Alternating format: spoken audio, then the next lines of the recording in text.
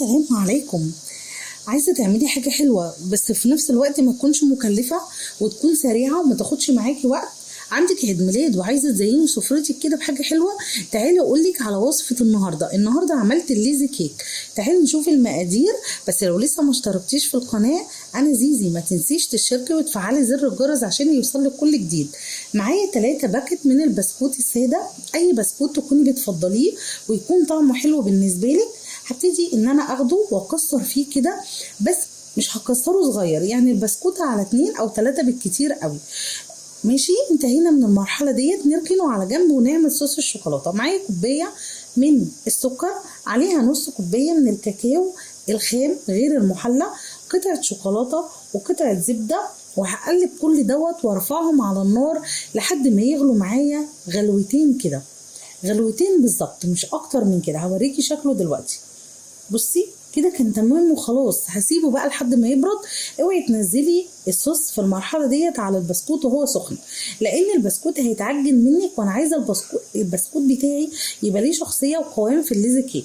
تمام كده كان برد تماما. هنزله على البسكوت وهغلفه بيه زي ما انتم شايفين كده. هنزل واحده واحده من الصوص، مش هنزله مره واحده.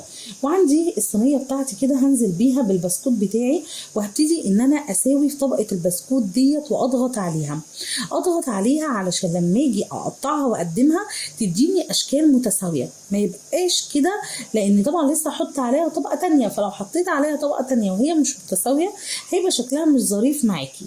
تمام كده انا كنت سويت فيها وتمام التمام زي ما انتم شايفين كده.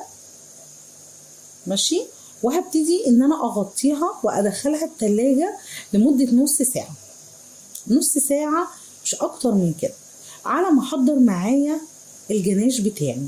معايا بار شوكولاتة 200 جرام، هبتدي ان انا اقطعه قطع صغيرة علشان يدوب معايا.